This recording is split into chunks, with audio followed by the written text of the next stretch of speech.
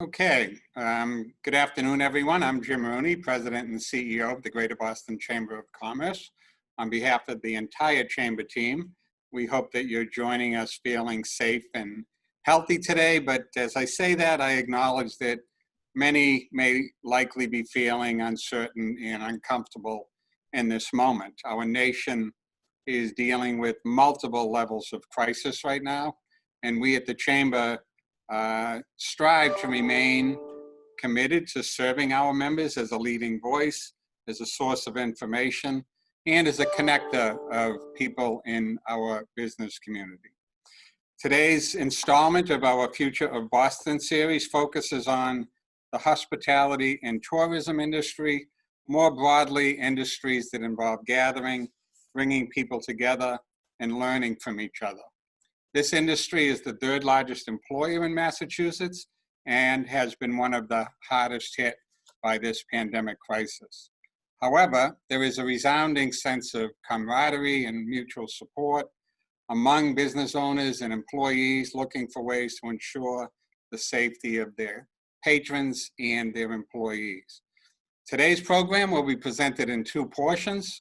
First, we'll hear from national speakers on the current overall trends in the industry and what they're seeing on both a national and international level. And after that, we'll convene a panel of local hospitality leaders who will provide insight on Boston's future as the economy reopens. Before we get started, I'd like to give a huge thank you to today's sponsor, MFS Investment Management. MFS has been a supporting partner of the Chamber in so many of the causes set up in Boston during this crisis. Thank you to MFS for supporting the activities of the Greater Boston Chamber of Commerce and your engagement in our community. Today's webinar is being recorded and will be shared on the Chamber's YouTube page shortly after the presentation. And lastly, please be sure to submit your questions during this webinar using the Q&A feature on your screen, or by emailing Chamber Programs, one word, Chamber Programs with an S, at bostonchamber.com. So with that, I'm pleased to introduce our first set of speakers. First, we have Sheriff Karamat, President and CEO of the Professional Convention Management Association. PCMA is the world's largest and most recognized network of business events strategists and leaders. In his role, Sheriff leads the organization's vision and mission, enabling the business events industry to become a catalyst for organizational success, economic and social progress, and personal and professional development. And on a personal note, I've known Sheriff for many years. He is one of the brightest leaders in the industry, and for you, Sheriff, you're a pretty smart guy too. We're also joined by Elliot Ferguson, President and CEO of Destination DC, but also wears the hat of Chairman of the U.S. Travel Association. Destination DC is the official destination marketing organization for our nation's capital. Elliot is a 30-year veteran of the travel and hospitality industry and leads that organization's efforts to generate economic opportunity for the district through meetings and tourism. And in his role with the U.S. Travel Association, Elliot guides the board of directors in the association's efforts to advance policies that facilitate more international and domestic travel. And I know many in Boston may not be familiar with Elliot, but as I think of people who have his job representing cities across the country and who does it best, I always list Elliot among the people that do it best. So Elliot, Sheriff, thank you both for joining us today. And with that, I'm going to dive right into the questions as soon as I get my notes in order here. Okay. So, as I said, I've known both Elliot and Sheriff for a long time. And as we joined together virtually, not having seen each other for quite a while, I have a pretty good sense of what's on their minds and in their hearts, particularly in this moment. America is dealing with a public health crisis It's dealing with an economic crisis, and it's dealing with a racial crisis. Like the COVID-19 crisis really was already doing, the murder of George Floyd has now further opened our eyes to systemic inequalities and racism in our country. As leaders in the travel, meetings, hospitality industries, Elliot and Sheriff, I'd like you to share your thoughts about this moment and the role that your industry plays in moving us forward. Why don't we start with Elliot? Sure. And Jim, I'll start by saying it's a pleasure to see you again. We certainly miss you at the BCEC, and it's happy to be here. We're happy to be here with you today. I think that as we look at, first, as you look at my role with U.S. Travel, it's a strange time to be in this role. There's so much that's going on, and with the pandemic and with the crisis, as we look at the racial crisis that's in hand. And I think the country is hurt. I think that I am a Black man. I represent this industry. I've represented it for a long time, but I too have faced some of the same challenges dealing with members of law enforcement. And we look at so many different things as it pertains to being Black in America, being a professional in America, and what's expected when we come to work. And the narrative is changing because it has to change. It's not like the murder of Mr. Floyd is new in terms of what's happened, but the narrative is changing simply because the global community and the community, not only the Black community here in the US, we're outraged, we're in pain, and we're focusing on healing. I think about some of the things that Boston, looking at the December 2017 article that came out about Boston racism, image, and reality, which was pretty compelling. And Martha Sheridan was on a panel with me last year, and we were talking about diversity and the perception of Boston in terms of diversity, specifically with the Black community. And right now, it's all about making sure that the dialogue exists within our corporations, within our organizations, so that people can truly express how they feel, and that there's an opportunity to heal and to make sure that there's change as we move forward. Thank you, Elliot. Sheriff, we talk a lot about the meetings industry being about business and commerce, but also knowledge, information exchange, breaking down barriers. Talk about the role of the industry as we think about the crisis that Elliot described. Thank you, Jim, and it's also great to see you, Jim, and see you, Elliot, on all the others. First and foremost, this is one too many heavy hearts that we're having these conversations. I must tell you, I want to start with George Floyd's daughter's comment. She said today, "My daddy has changed the world." I certainly hope this is the start of changing the world. I say that words are really powerful, and words mean a lot more than what they can do with sticks and stones. And I really strongly believe that when we meet face to face, we can see eye to eye. I think that we use many words, but we don't take it to action. And I think now is time for action. Our community, as business events community, as bringing together, we have the power to change many things. Inclusion is a start. It's just a start. But we have to take the steps that are necessary. There is no other industry that brings together everyone in the world that can face tough challenges. We have had tough challenges in the past, and this is time for us to act right now. I know at PCMA, we have a program called Ascent, which is rooted in inclusion. I want to be very, very candid about what I think of programs. When we've got programs that we call diversity programs, they're not diversity programs. They're programs about all people that are Black or all people that are whatever. And that is not diversity for me. Diversity is about inclusion and us coming together, because one set of people of giving them a certificate and telling them, whoa, you've gone through this program, is not what's at issue. We have to be inclusive so we can have common understanding of where each other is coming from. This is the power of our industry.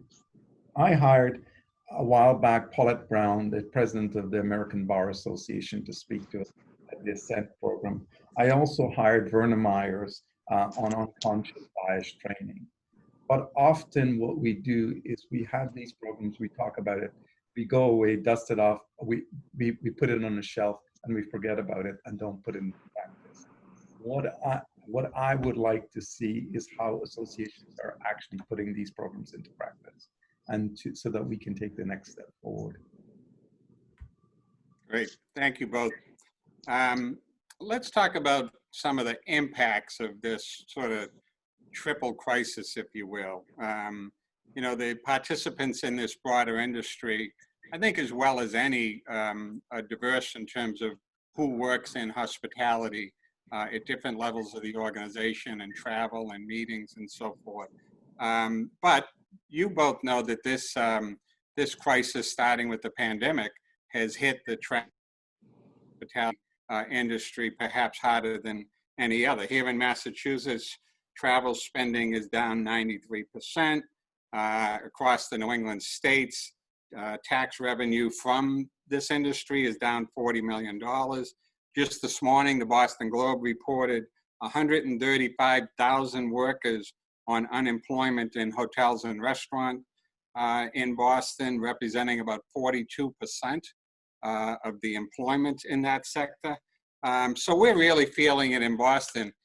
Give me a sense of what is going on during this pandemic crisis in travel, hospitality, events, nationally and internationally. Frame the discussion we're about to have from an impact perspective.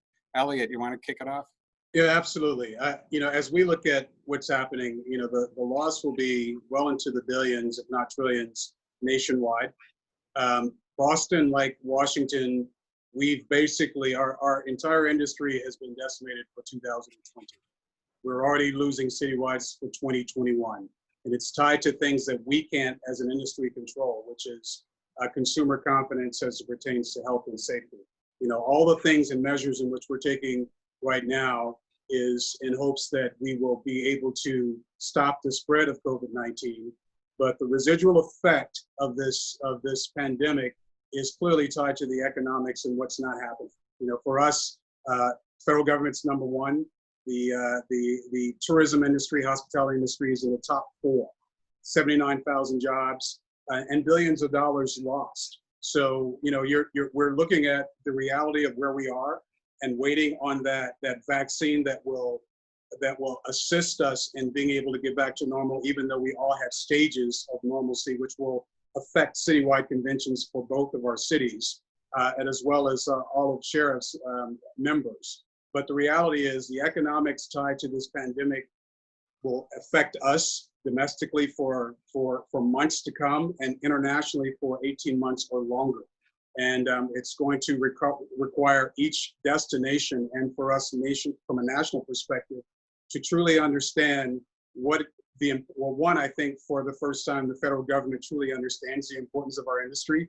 You know, we've said that we've been the Rodney Dangerfield of industries in terms of them understanding what the economic impact is. Now everyone does. It's a difficult time for us as a destination, as is in Boston, simply because these dollars that are so important to our cities and to our organizations won't be coming in for a long time. Sheriff? Let me pick up on Elliot's points, and first let me just say the business events industry is a meta industry. It impacts every other industry, not just travel and hospitality sector. It impacts everything that Boston has as economic drivers. Globally, the business events industry direct spend is $1.07 trillion. Domestically, that is approaching $400 billion. So if you think about that, that has been pretty much obliterated. When I looked at what our event organizers are saying, 39% of them said that their revenue this year will be down by 75% for the remainder of the year. And the suppliers, 72% of them say their revenues will be down by or greater than 75%. That is pretty powerful numbers, and that's just a tip of the iceberg.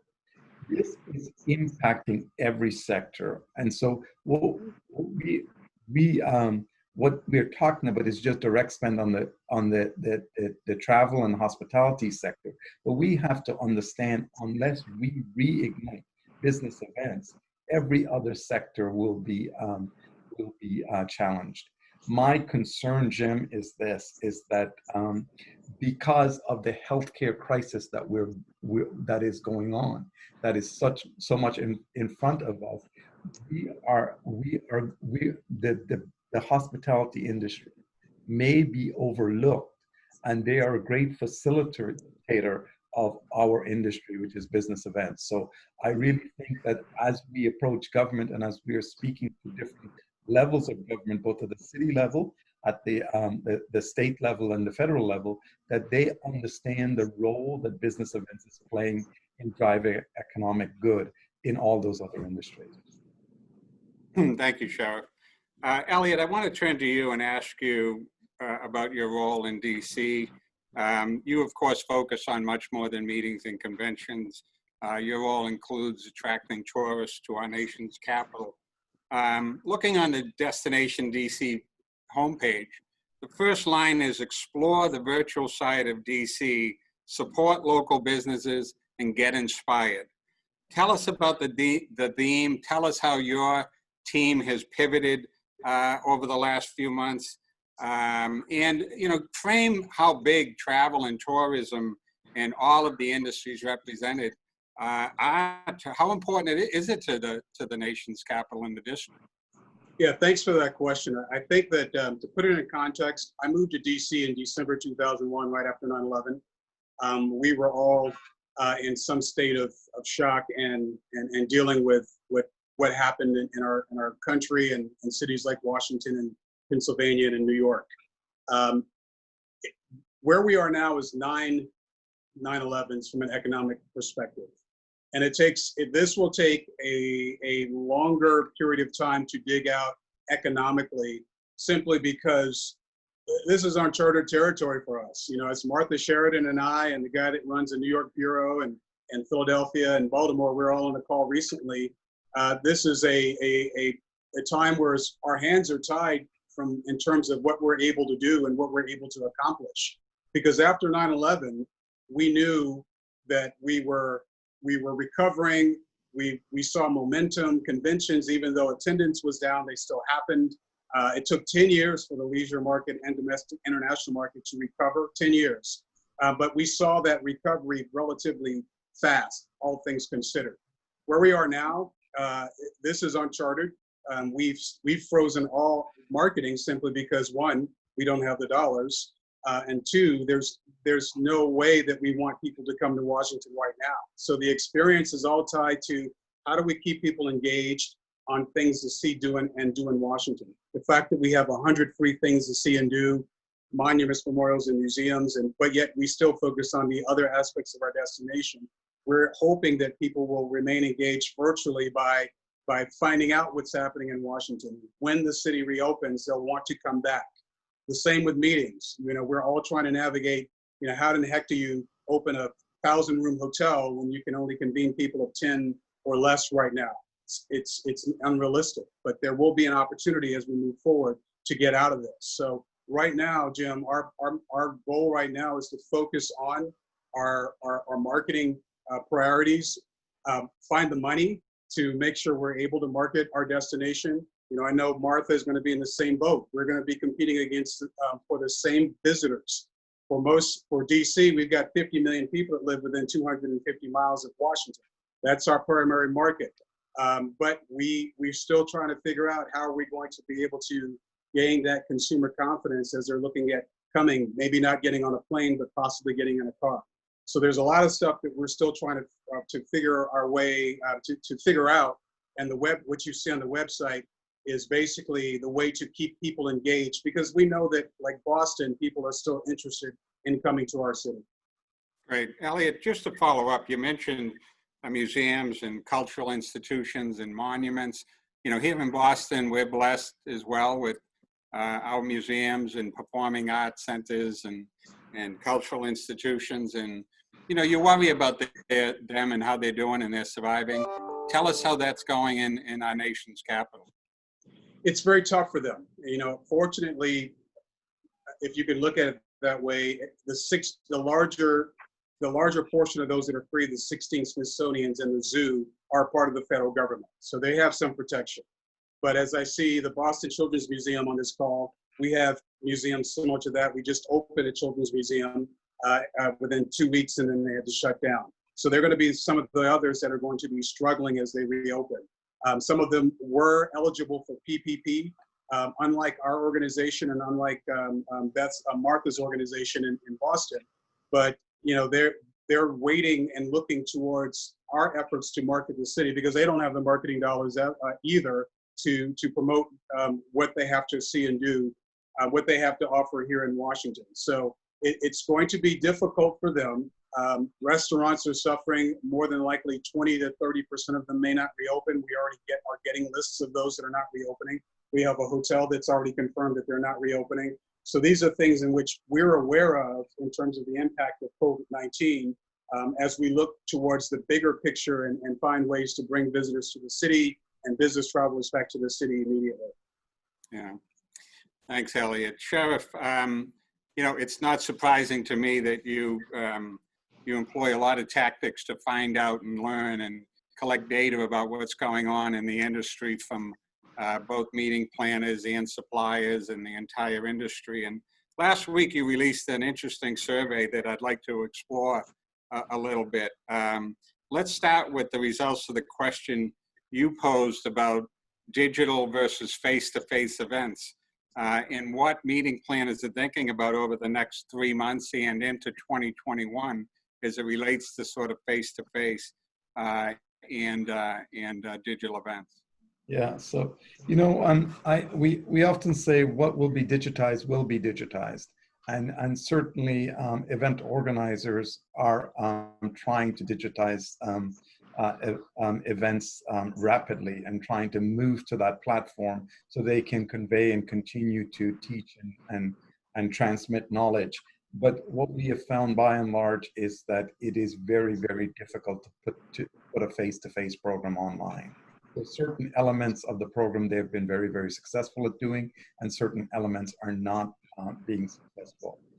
So what is happening, Jim? And there's some really good studies to take from, and that is how you can expand your audience at this time. And I want to give some comfort to Elliot in his statement.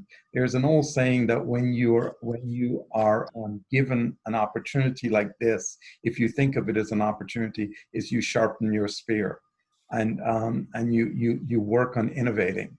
And what we are finding is that people are using digital events to grow their audience. And so I want to use a sporting analogy and take the Boston Red Sox. And let's just assume that in Fenway, we can only hold 60,000 people.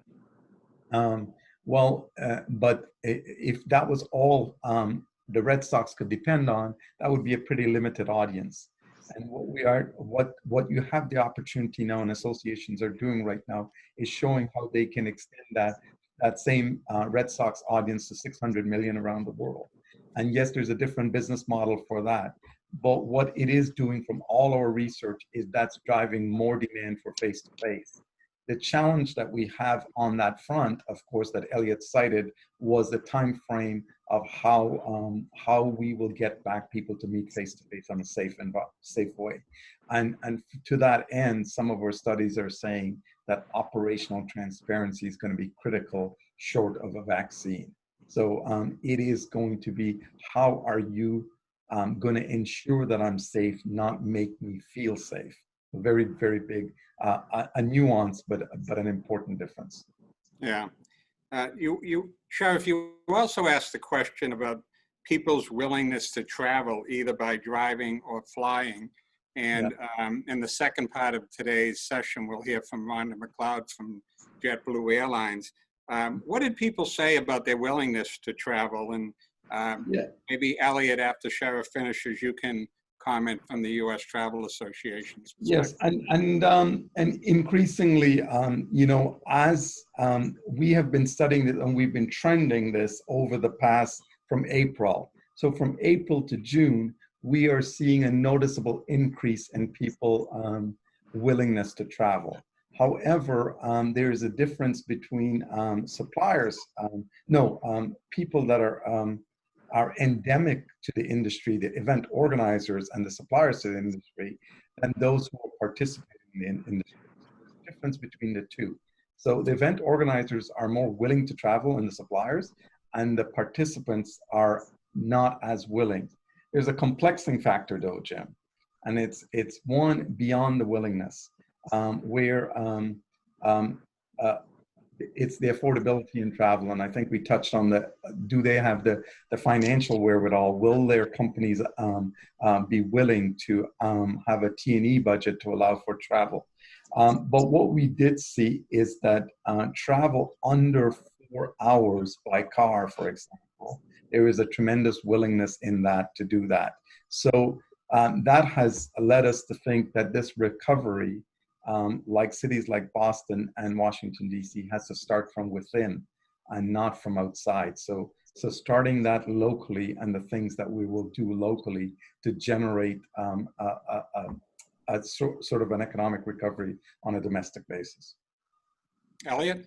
Yeah, consumer confidence is what it is. I'm a little more simplistic. I think that we've been here before, whereas people were afraid to come to DC after 9/11, and my reaction is, here are all the things I can share with you that makes DC safe, including the 20 policing agencies that are here. But if that's not enough, and if you don't feel comfortable in coming, then you have to make that decision. You're probably going to hear from Rhonda with Jetblue and they're doing a yeoman's job of sharing what they're doing to make sure that consumers should feel confident in getting on an airplane. I know George Topolowski there in your community and with Fairmont, he was here in DC. Fairmont's doing the same thing. John Drew's in your community. He and his family run the Ronald Reagan building here. It's our job and their jobs, like all the hotels, to give consumers a degree of confidence in terms of safety. But if you don't feel comfortable in coming, then you have to make a decision that makes you feel good. As we're looking at reopening our offices, there are going to be a percentage of those that come by Metro that don't want to come into the office because they don't feel comfortable. I'm going to give them that option. I cannot control a person's feelings, but I anticipate, as Sheriff said, consumer confidence will grow again. The demand and the desire to come back to our destinations and come back to the U.S. is there. We just have to make sure people feel comfortable. Well, Elliot, you mentioned the desire is there, but you have to tell people and market and talk to them. As you know, you've alluded to this. Martha here in Boston does a great job promoting Boston, you in Washington, D.C., and your colleagues. There's organizations around the country, DMOs, the CVBs, even in the convention business, the buildings, either city or state run. As you look across the country, and I know you're both connected to people in the cities that run the CVBs, the buildings, the DMOs, how are they coping? Are some in danger and not surviving? And coming out of this, what kind of help do they need, and why is that important? Elliot? Yes. Yeah, I think the initial reaction was shock, and we just did not know what to do. And people come to us and they want us to make them feel good, and we try, but we try to be realistic. My friend who runs the convention center here, he has a yeoman's job moving forward as we're looking at potentially bringing large groups back to the city, plus the fact that one of the halls in the building is still set up as a hospital, incidentally not used at this point. Between restaurants, theaters, sporting venues, all of these, we have a responsibility to give potential consumers a sense of understanding and confidence that we are ready for them to return. We still also have to put the responsibility on them. Just as we're watching the marches and things that I applaud the peacefulness of those marches, I want to see face masks. I want people to understand that this is our new norm. We've seen it in other countries for a long, long time, and that's where we are out of necessity. So, it's going to be extremely important that we continue to focus on what we're doing. Our website will be the primary portal in terms of what to expect when you're coming to Washington, D.C. And similar to what you all are doing in Boston, we're working with everyone from the airport authority, as you all are doing with Massport and everyone else, because We want to give individuals coming to the city a sense that we are prepared and engaged as much as we possibly can. However, we're still dealing with a pandemic that does not have a vaccine. Yeah, so Jim, I think that you look at this and the destinations around the country certainly are hurting, and I know quite a few of them who have furloughed employees across the country. And so that's clearly a challenge. I will be meeting, Elliot is the chair of the U.S. Travel Association. I'll be meeting with Roger Dow and the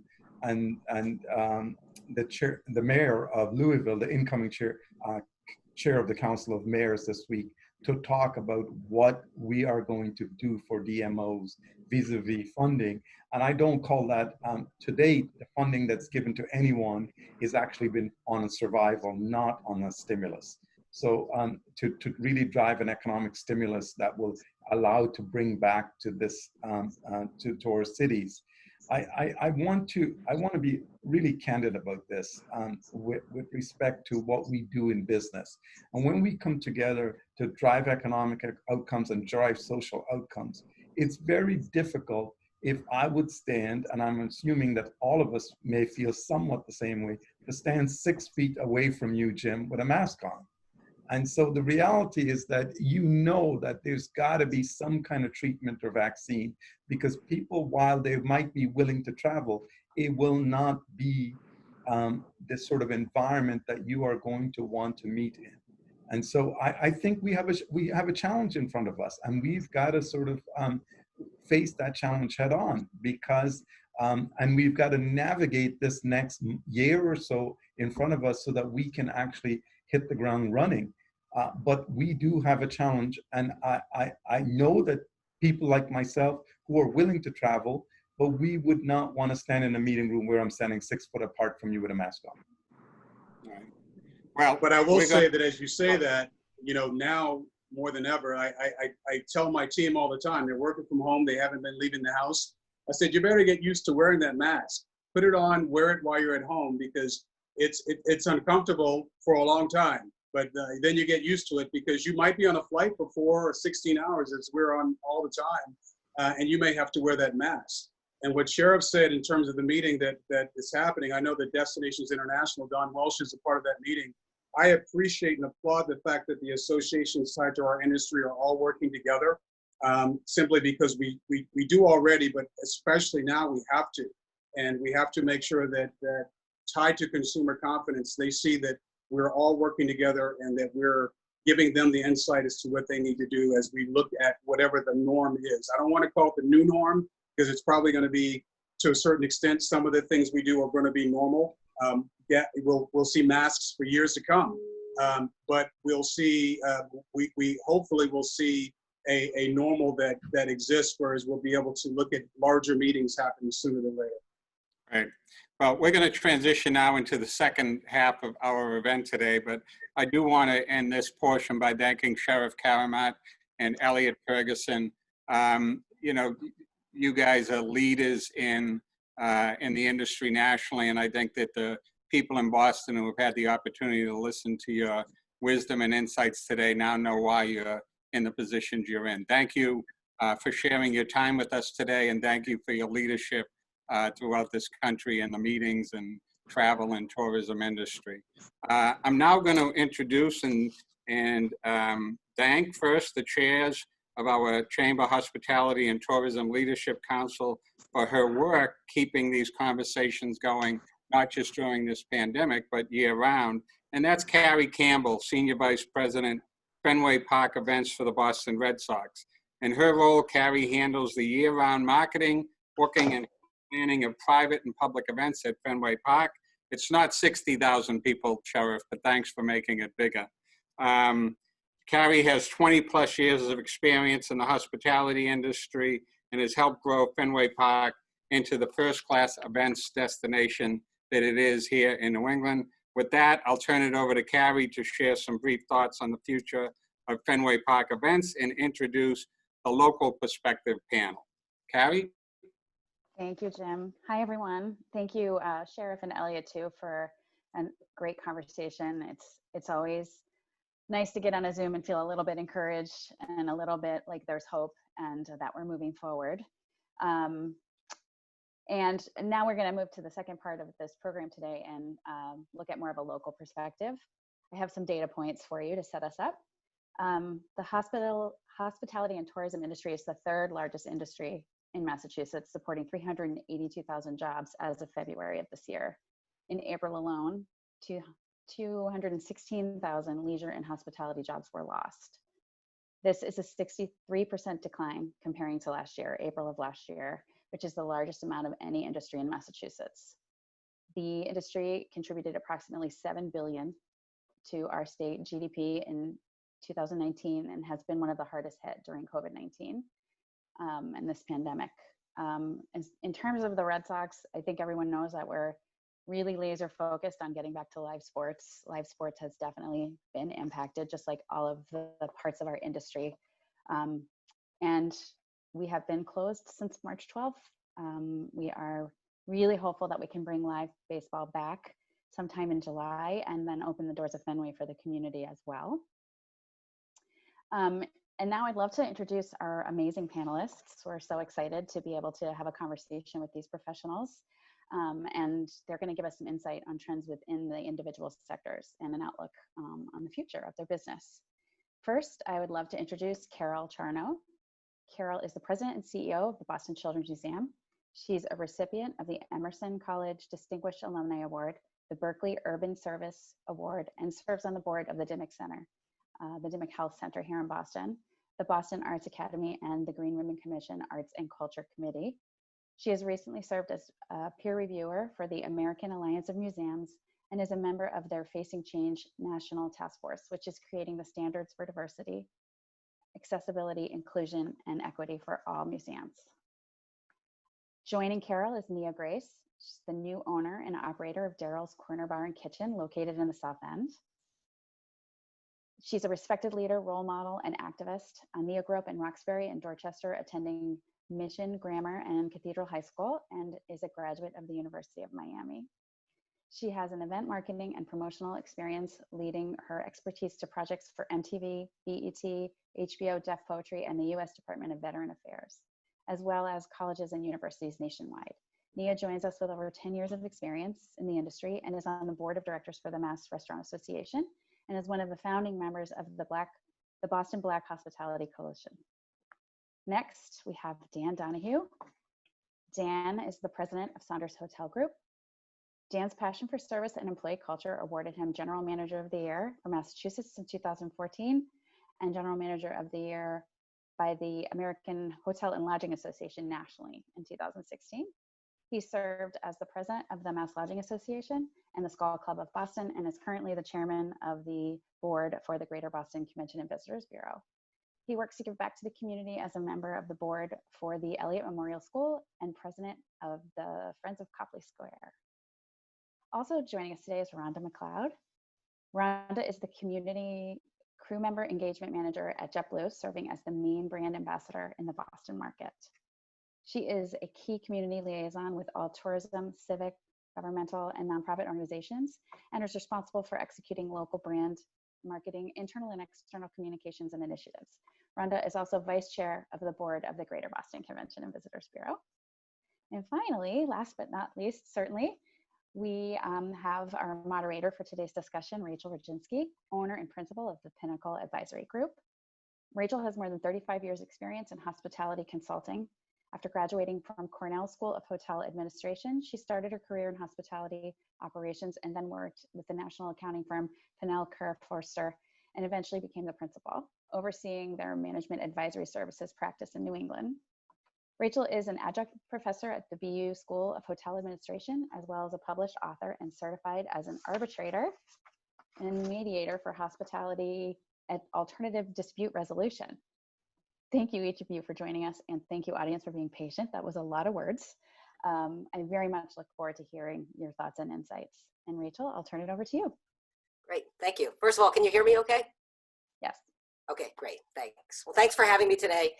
I'm thrilled to be part of this panel. We have people on our panel for today are hotels, cultural, dining, and airlines. I think that's the backbone of our hospitality and tourism industry. So thank you all for participating. So I have a few questions. I'm going to start out with one question for each of you to answer. I think it'll be interesting to see how each of your industries are handling safety. And then I'll go and ask each of you some questions that are specific to your particular industry. So let me start out by saying, so there was a recent survey conducted by the Boston Globe that looked at the future of travel.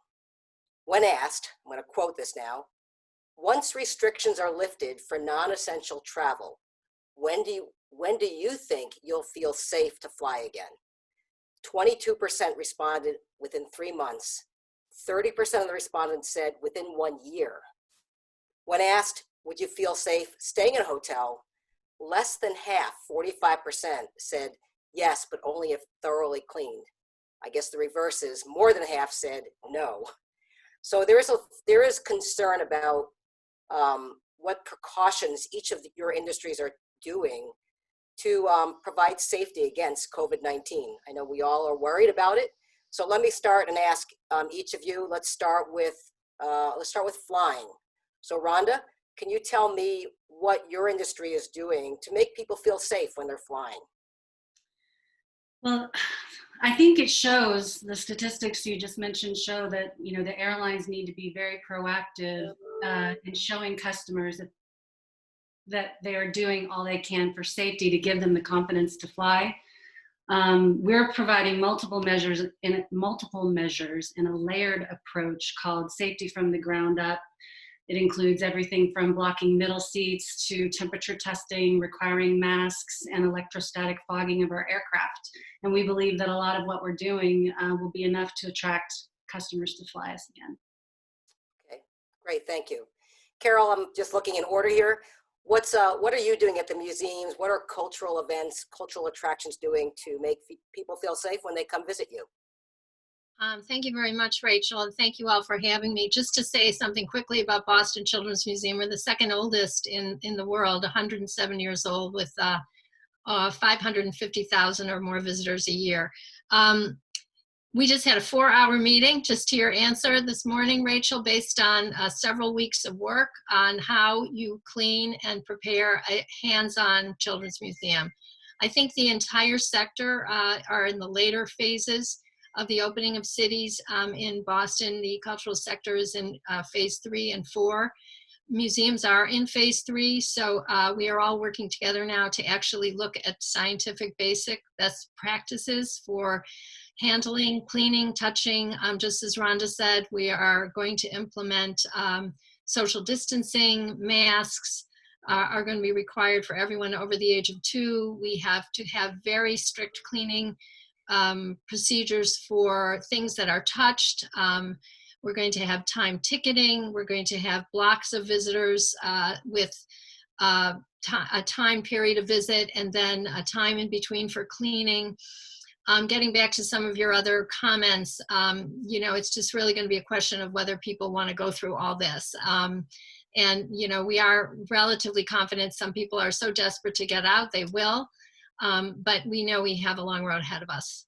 Okay, thank you. Nia, let's move on to dining, restaurants. What are you doing? What is the industry doing to make people feel safe to dine in and to dine out? Yeah, it absolutely starts with our staffing, making sure that they're safe when they come to work, make sure that they're well and healthy and that they're getting retrained. A lot of trainings have come out since COVID-19, and so making sure that we utilize all the resources that are available to us with the Massachusetts Restaurant Association, the National Restaurant Association, as well as Serve Safe. So some very specific COVID training, retraining of things that we were used to doing. We're very intimate spaces, and 9 times out of 10, we know your name and we're ready to hug you when we come in. And now we can't do that. So we're, it's a cultural change for us as well, having to get that piece together. And then on the front end of it is really educating our customer base. Everyone doesn't have the same opinion about the COVID-19 crisis and how they want to respond to it. But for our industry, it's our responsibility to keep everyone safe who walks in, be that they work for us or that that they are a customer to us.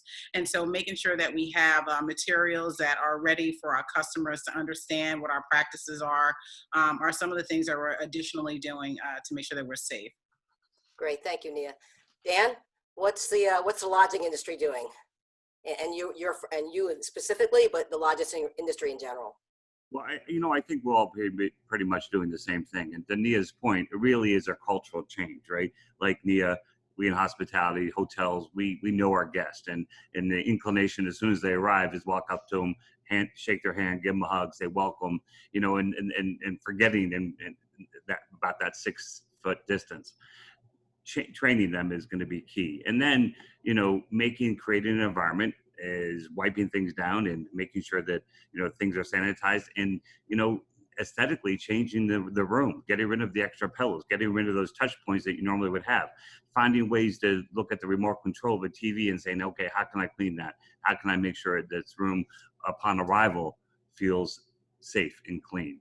We'll all learn from each other. And one thing about Boston, and I think that Jim said this on the onset, we all talk to each other. Boston has, unlike any other city I've worked in, has been a place where people feel comfortable with each other. We learn from each other. While we're all competitors of each other, we're truly friends. And that, we're calling each other, hey, what are you doing here? What do you think about this? What about this protocol? It really is, creating an environment where people want to come to Boston and, and albeit the whole Commonwealth. So, it's a cultural change, it's training your people, and it's creating an environment, whatever the guidelines are, going above and beyond to make our guests feel safe and protected. Great. Thanks, Dan. Okay, I'm going to move on to some individualized questions. Carol, let me start with you. Museums typically rely on public and private financial support to exist. The COVID pandemic has caused many businesses and individuals to stop giving charitably. Are you concerned at all about the viability of museums in generally? And if you could elaborate, that would be great. So this is a really good and very difficult question to grapple with. Most museums have between 40 and 80% of their revenue is related to admissions. So like many of the other industries we're talking about today, when the doors are closed, there is no cash coming in. Now, other museums do have a little bit more of a diverse revenue stream. For example, the Children's Museum also does a lot of educational work with social agencies, so we have grant income. We do have a fairly robust individual giving program. And I'm really happy to say, we're learning as we go. Today we learned that we're really going to be able to get to our annual fund goal for our fiscal year that ends at the end of this month. We did not expect that. Going forward, it's really anyone's guess. When we were talking about major industries with major losses, you're starting to realize that all but the very super rich are not going to be in a position to really give donations. And those super rich are either not going to give donations or they're going to be giving donations to basic needs, which are going to carry on. So the viability of the industry, yeah, we'll be here. We will be here at the end of this. I think we will be changed. I think we will be, in some respects, leaner. We'll be more innovative. Jim mentioned the word pivot. We are pivoting like mad to reach our constituencies online. You've seen the theaters and concert halls trying very hard to become media organizations. Museums are putting a tremendous amount of input out online. We're trying to earn revenue in every possible way we can. I think we're an ingenious industry and we will survive, although it will be changed without any doubt. Great. Thank you, Carol. So this, I can't do a conference without throwing out a few statistics, Dan, as you know. So in the hospitality industry has gotten hurt, and Dan, this question's going to be for you. I don't know how many of you in the audience look at hotel statistics, but I think you'll find this one very, very interesting and obviously not very pleasant. We have a term in the hospitality industry called RevPAR, which is revenues per available room. That's how much revenue is generated in every guest room. As of April, actually, for the month of April, the revenues per available room last year was $253.90. The revenues per available room this year in April was $6.44. It's basically almost a 90+% decline. And obviously that's because hotels were only open to service essential workers. So the industry is hurting. Boston is hurting. Dan, the question is for you, is the group segment, which is generally in Boston about 30% of the overall demand, group and convention, and we talked about this earlier, isn't able to meet. You can't meet in groups anymore, at least for the time being. What is the hotel industry doing to allow groups to come back and gather so that the industry can recover? Because that's one of the areas where we're going to see the worst impact, or we have seen the worst impact. Dan, what are you doing at your hotel to help bring the groups back? Well, like anybody else, anything we can, right? First, it goes back to your first question. We got to create an environment that's safe and makes people feel welcome, right? And it's harder to do because you're at a distance. You're at the touchy feeliness of what we used to have. You even see it now with friends that you meet on the computer or in a store. Hospitality people are not reserved by nature, and the operations in which we work in tend not to be like that. But all things, and I hear your statistics, and I think that on Monday night we had 4 rooms in house. On Tuesday we had 8, so we doubled occupancy. So to look at statistics, you look at numbers. It really is about how you think about it. I will not look at the fatalisticness of what numbers tell you. I think that we have to look to the future. We have to build for the future. We can't count on the doldrums of these past 3 months and think, we're screwed. We have to look for ways. We have to invent ways for people to come back. Like we talked earlier, I think Elliot said it earlier, or maybe Sheriff, about, being drive time people. How do we get that business in? How do we make people feel comfortable coming to Boston? We can't get in there, they pull up to the hotel, they can't get in the car. Our valets, it wouldn't be safe for them to get in the car. So what do? Well, you got to find out different ways for them, come to the hotel, find a place to park, come into the hotel, and make them want to be here, right? And so I think the short answer, Rachel, is we're going to do anything we can to do that. I think the MLA and the Bureau are going to work for ways to, we were the 3rd largest touched industry of this COVID pandemic, we're coming out of this is more scathed than most, certainly. So we have to work harder, we have to work smarter. And to Carol's point, we're going to, Boston's resilient, and, we're going to find ways to get business and to make people feel comfortable and, get back what we had. Thanks, Dan. Nia, you are one of the founding members of the Boston Black Hospitality Coalition, which is a working group advocating for the city's Black-owned restaurants and bars. The city's Black-owned restaurant community is small and generally undercapitalized by private investors. Could you tell me what disparities, either existing or newly surfaced during COVID-19, have been most concern to the coalition? Yeah, so to go ahead and support that thought, we were not only undercapitalized by banks, but then we were over collateralized in terms of the things that we would have to provide and trying to have those banking relationships.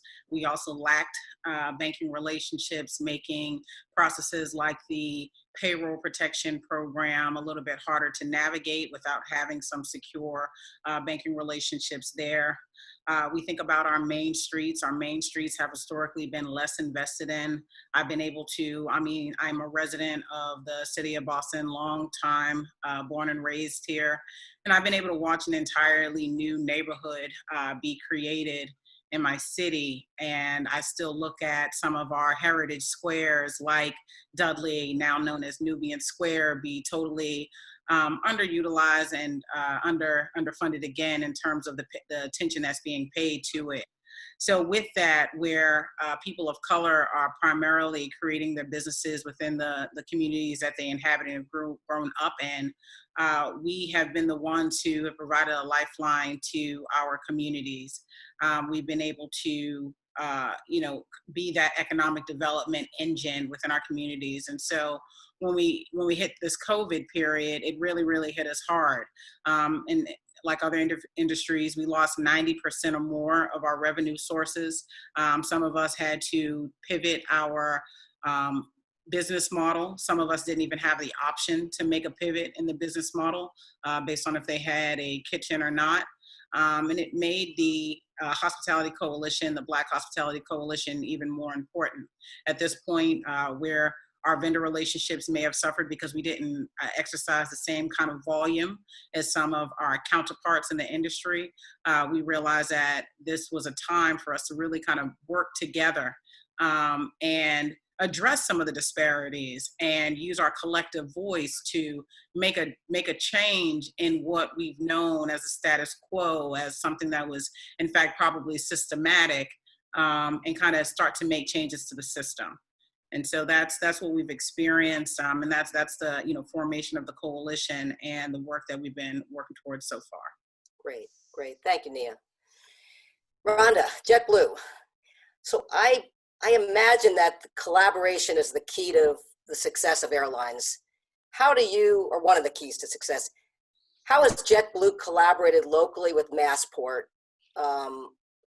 and next steps for your collaboration with Massport? And on a bigger picture perspective, what trends do you see working with the city, state, federal, international guidelines and regulations? What is JetBlue doing to collaborate with these other avenues to be more successful, given where we are today? Yeah, well, I think big picture, we think, air travelers should have a standard screening process and experience across carriers and airports. We're advocating for the TSA to perform temperature screenings at the airports prior to customers boarding.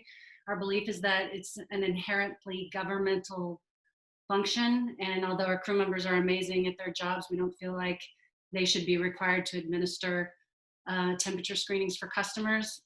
Boston specifically, Massport hosts daily meetings with the airlines, TSA, and other key stakeholders to discuss the current environment and communicate any changes that the airport community needs to be aware of as a result of COVID-19. And additionally, TSA and Massport and the airlines are meeting weekly to discuss the future airport experience. What does that look like? Think social distancing in the lobby, checkpoints, hold areas, sanitizers readily available, future gate hold room concepts. All those things are being discussed now. So we have a great partnership and collaboration with Massport. And I think, bigger picture, we need to have a standard process so customers know what to expect on every airline and every airport situation. Okay, thanks. I think that leads to my next question, which is for everybody, this idea of collaboration. So all of you are part of the hospitality and tourism industry. As I said, we're in airlines, restaurants, hotels, and cultural activities. And what drives the hospitality and tourism industry are people. It's about everybody working together. Our businesses work together, are successful by working with people, and both your employees and then with the people that are coming to visit. And right now there's a lot of stress in our society. Obviously, we have the pandemic, we have political issues, we have racially charged issues, we have protests, there's all these things going on, and it just keeps hitting us one day after the next. I'm gonna ask each of you to just describe what can we do together as an industry, as the hospitality and tourism industry, to promote welcoming and relaxation and the things that we're here for. What can we do together as an industry to make things better? It's kind of a big, broad-based question, but I figured I'd throw it out there. Carol, do you want to start, if you have any comments on that? Incredible question, Rachel. First of all, I just want to say that the cultural sector, which provides 30,000 jobs in Greater Boston and has a $2 billion impact on our region, is very much a part of the healing process and the ability to converse about the serious problems that are facing our nation. I think we all think of ourselves as meeting places, as community resources, as community gathering places, places of reflection, thoughtful learning, discussion, civic participation. We are really part of the basic health and well-being of a city. And I think that when it comes time, as people start emerging, we will be those centers. I wanted to say one thing. I'm thinking about you, Nia, and your community in Nubian Square and our friends. We are, all of us in the cultural institution are reaching out to our civic partners to reach families very much in need. Going back to the top of this meeting when we talked about the issues around race, the Children's Museum, along with the Children's Services of Roxbury, just issued a blog yesterday about how to talk to children about race, how to raise thoughtful, brave children who are willing to confront the issues. I've never seen anything quite like what's going on in Boston in the cultural sector right now. We have almost daily, weekly meetings amongst all of the cultural institutions. Every week we meet, Friday hosted by the city. The major museums, we closed on the same day. We're all talking about opening around the same time, along with the governor's criteria. We really are turning our faces from our institutions to our community.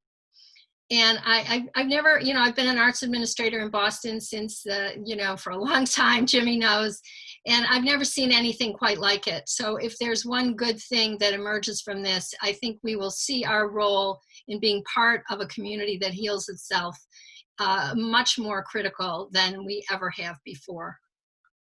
Thanks, Carol. Nia, can I turn to you? Yes.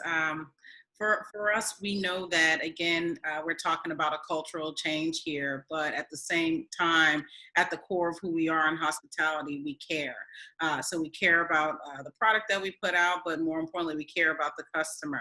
And I think that what you can expect from us as an industry is to still show those same details. I think all of us have even done that when we had to switch to this takeout model, where a lot of us were really used to those in-person experiences. We tried to give you that little touch of who we were in your home, be it a meal kit that you can create yourself, or a cocktail mixer, or something that's just as simple as a postcard that's handwritten. It's old school, right? But that is something that, we even did just to let you know, so that you can kind of still feel that hug that you're used to when you come through our doors. I think that we have been racking our brains in every part of this hospitality and tourism industry for the last 2 to 3 months to figure out how can we deliver on just that, on just more than the basic service that we provide, right? Because serving you a cocktail and serving you a meal, that is literally the basis of our job. That's the bare minimum of what we plan to do when we interact with you. And so like other spaces, we're a space that has entertainment. And so how do I bring that entertainment to you when I know that you can't be here to present it? Additionally, when I think about our that workforce that's been out of work for the last few months as well, how can we kind of all uplift each other? And so I would say that you can trust that the restaurant industry has absolutely been working on unique things that we can continue to provide as we go through this transition together. You might see it in the form of a colorful mask. You might see it in the form of, new uniforms, and that might make you feel less sterile. We got the gloves on, but make you feel a little less sterile. And I say that one of the things that you should really count on us is that, we're making it work and for your pleasure and your benefit. And the only thing we're asking for is a little bit of compassion and understanding as we continue to navigate this space together. Great, thank you, Nia. Dan, how about you? Lodging is similar to restaurants. What are you doing? What can the industry do as a group to make people feel more comfortable and welcoming? Thanks, Rachel. Like Nia said, go back to our roots. And what do? Besides serving drink and maybe some food and maybe give you a bed and a shower, we take care of people, right? And it starts with reminding each other to take care of our own people, make sure that the people that take care of our guests and the people that come to Boston are looked after, and it's no longer going to be a big nice cheese display when somebody comes into their room, or those big grandiose things. It's really going to go back to the simplicity of like the little postcards that Nia talked about. It's really just looking after the small details. We have a few guests in the hotel, we're lucky enough to have them, and they're not looking for much. They're just looking for a safe environment. They're looking to be looked after. Expectations, and we have to remember this as we all sat and looking at each other looking at our own families for the past 3 months. What are you going to think about after you get out of this pandemic? You're going to think small things, being together, finding this new drink you like, or this new food, or this person started cooking, or whatever. You got to remember that it goes back to small things, and people will remember that. So we had to remember, and taking care of people is simple. What would you want to happen? And then lastly, and I'm sorry I'm so long-winded, I think it really is what we're doing today. It's talking, it's communicating, best practices, not being worried about, oh, what's that person doing? Say, hey, this is what I'm doing. And this communication. Great, thanks, Dan. Rhonda, airlines, I'm not sure I feel that welcoming when I step onto a plane. What is, and that's just, it's different where you're not in a restaurant or in a hotel. It's a different environment. What is the airline industry? What can you do to make people feel more welcoming as a part of the hospitality sector? I think we all need to reassure customers that traveling is going to be just as safe as what they do on a regular day, right? And whatever we're putting into place and whatever we're communicating, our safety measures and our health and safety efforts, they don't mean anything if they're not being followed through on. And I think, you've seen the social media stories already with a customer on an airline, talking about the lack of social distancing. So the programs that we're putting in place, we're just drilling them home with our crew members that we have to follow through on safety from the ground up. It's going to be our whole, focus. We're laser focused on health and safety moving forward. And we feel like our layered approach is going to give customers the confidence to feel safe to fly again. And, our layered approach is healthy crew members. We don't want them to come to the airport and work. And we're encouraging them to take time off when they're sick. We're conducting temperature testing, just launched this week, for all frontline crew members that interact with customers. Clean air and surfaces is the second pillar, and we're increasing all of our aircraft cleaning. We're introducing the electrostatic fogging. We're doing on-board kits, amenity kits with water and snacks in a bag with wipes if you request them. It's also education. On board an aircraft, we have hospital grade HEPA filters that circulate the air, get over 99% of all airborne microbes out, and the entire cabin has fresh air every 3 minutes. So, education on fewer touch points, blocking the middle seats is something we've committed to. Blocking middle seats on our larger aircraft and blocking most aisle seats on our smaller aircraft. Encouraging mobile boarding, use your mobile app and have touchless check-in, touchless boarding passes. We're boarding back to front, so you have less people passing you as you board on the aircraft. Obviously, masks are required for customers, for crew members. So we really believe that the combination of all these precautions will contribute to the overall healthier travel experience. Okay, thanks, Rhonda. And I have one more question that I want to ask, and then I'll go to some of the questions that have been given to us from the audience. So this should be a very quick answer. What one or two positive outcomes or opportunities do you expect to see in your field that will have a positive effect on the hospitality and tourism? So we've talked about all these issues with how you're going to make people feel safe.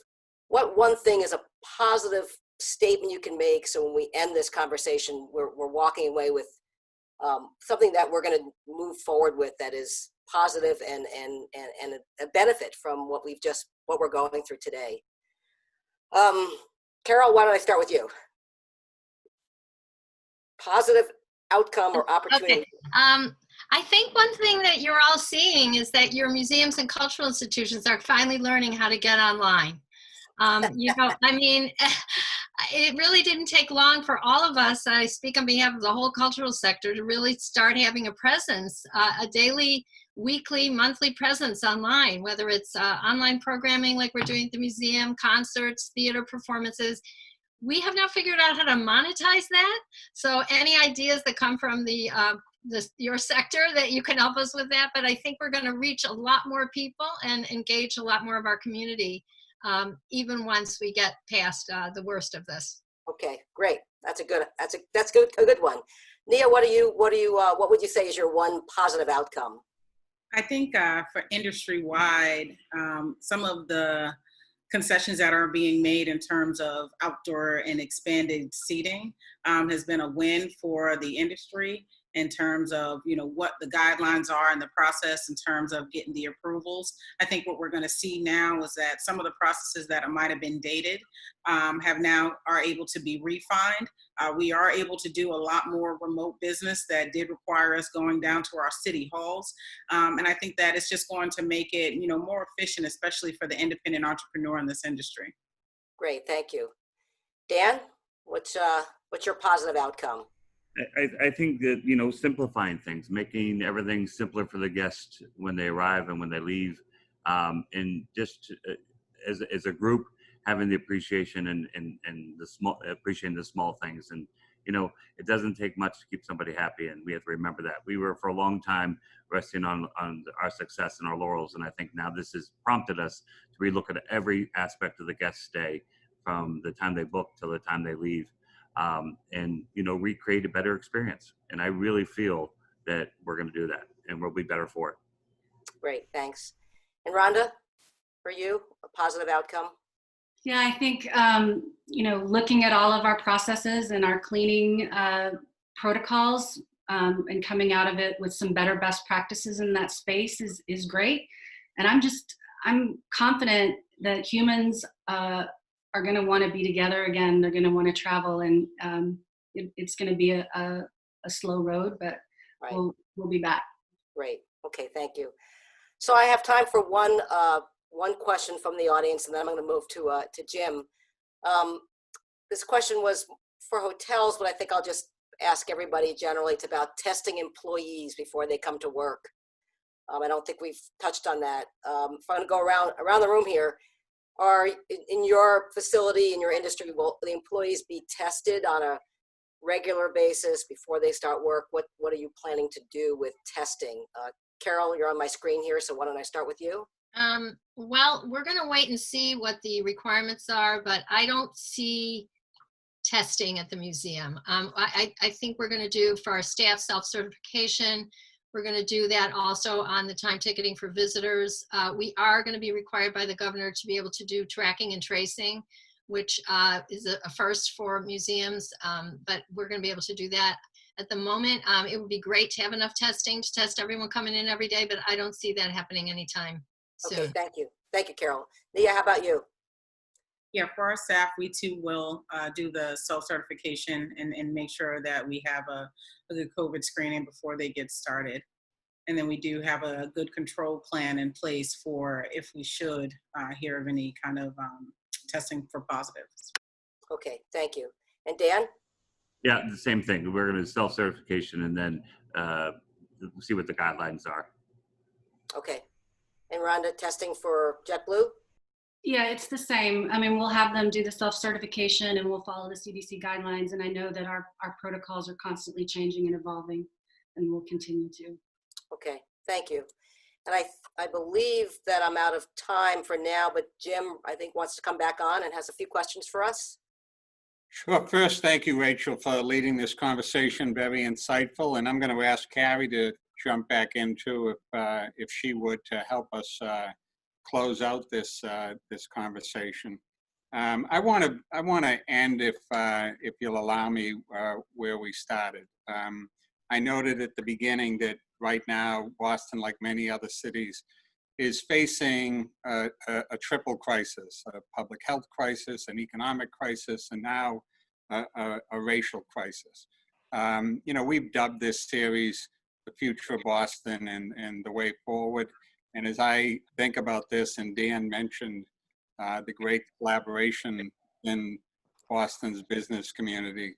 As I think about this, I think that in Boston, we don't just look for the path forward, we try to create the path forward. So as we're thinking about creating the path forward out of this triple crisis, and I asked this of Sheriff and Elliot, and Elliot was very diplomatic, but he did mention Boston's history.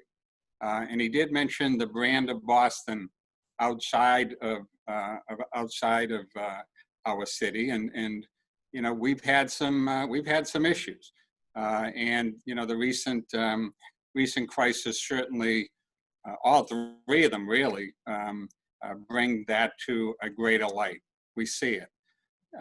In hospitality and tourism, we welcome people to our city, and you all have spoken eloquently about the ways in which you tried to do that. But I'd like you, if you would, to each think about or share your thoughts on the Boston brand in creating the way forward as a welcoming destination for all people, particularly what's your message to people of color who may feel like, Boston isn't all that welcoming. And I know, Carrie, the Red Sox have done a tremendous job thinking about this question. So maybe we'll put you on the spot first, and then we'll go around.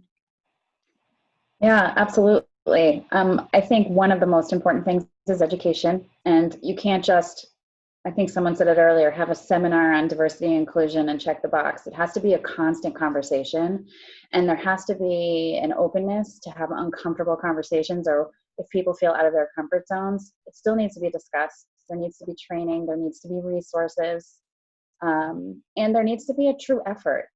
There needs to be a diverse, when I say diverse, a multi-approach effort to making sure that our city is welcoming, our venues are welcoming, in terms of who's working there, what the messages are, how we're welcoming guests, understanding all different walks of life. So I think for us, it's about open, honest communication, transparency, and quite frankly, no tolerance. If there are behaviors that are not supportive of diversity and inclusion, there needs to be sort of a no tolerance. We're not tolerating that from our fans, from our employees, from our partners, from our stakeholders. So that's kind of no tolerance. That's a great theme. I'm going to use Rachel's trick and go across my screen here. So Dan? It's to what everybody's talking about. It's really education and to be candid and probably a little bit sharing too much.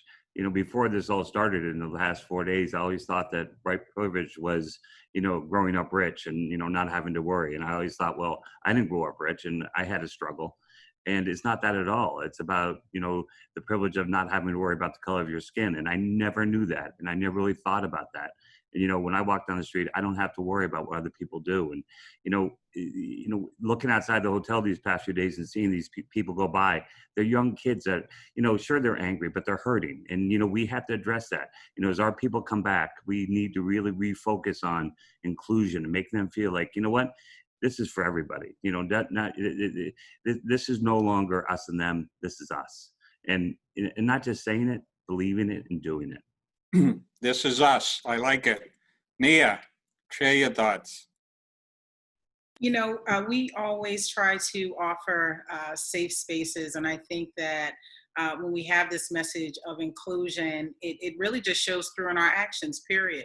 And so it's less about the conversation or saying I stand or with you. It's really more about the actions. And so as we continue to educate ourselves, as we continue to be empathetic, I think that we then need to really be mindful that we put some actionable plans in place so that this is one of those welcoming, inclusive, diverse environments that we tout throughout the world.